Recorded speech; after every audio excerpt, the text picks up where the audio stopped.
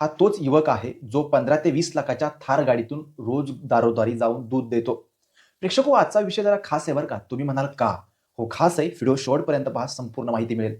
तुम्ही आजपर्यंत two wheeler गाडीने दूध द्यायला घरी येणारा व्यक्ती पाहिला असेल. मात्र 15 ते 20 लाखाच्या थार गाडीतून हा युवक दारोदारी जाऊन दूध देतो. ऐकायला आश्चर्य वाटेल, पण खरं आहे. मिळालेल्या माहितीनुसार हा युवक उत्तर प्रदेशचा. एकेकाळी मोटरसायकलवरून दूध घालायचा. सातत्य, संघर्ष, मेहनत असं करता करता त्याने एक दिवस महिंद्रा कंपनीची थार गाडी घेतली. थारचे फॅन भारतभर आहेत. त्याच गाडीतून हा बहाद्दर युवक दारोदारी जाऊन दूध घालतो.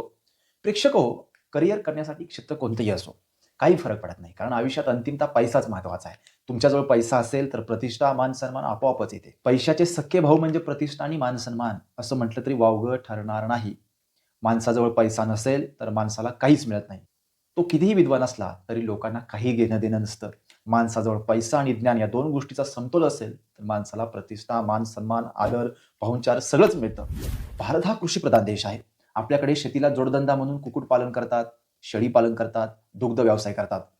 पण अलीकडच्या काळामध्ये काही युवकांना शेती करणं म्हणजे कमीपणाचं आहे असं वाटायला लागलं. प्रेक्षको, या निमित्ताने आम्ही आपणास सांगू इच्छितो, शेती करणं हे जगातलं सर्वात महान कार्य आहे. तुम्ही स्वतः जगता त्याबरोबर इतरांनाही जगवता. भले तुम्ही पैसे घेत असाल, पण ते उत्पादन निर्माण करणं हे खूप मेहनतीचं आणि खूप पवित्र काम आहे असं म्हणतात. शेती हा केवळ व्यवसाय नाही, तर शेती ही आपली संस्कृती आहे. म्हणून इंग्रजीमध्ये ॲग्रीकल्चर म्हटलं जातं. या धरणी मातेची सेवा करता करता श्रीमंत होण्याची संधी म्हणजे शेती आहे. क्षेत्र कोणतंही असो, ती प्रतिष्ठा निर्माण करण्याचं धाडस हे फक्त आपल्या मेहनतीवरती अवलंबून असतं. हा व्हिडिओ पाहून तुम्हाला काय वाटलं? कमेंट करून नक्की कळवा. अशाच महत्त्वपूर्ण माहिती आणि ज्ञानासाठी YouTube चॅनलला सबस्क्राईब करा. हा व्हिडिओ जर तुम्ही Facebook आणि Instaला पाहत असाल तर दोन्ही पेजला फॉलो करा. तुर्तास मनःपूर्वक धन्यवाद.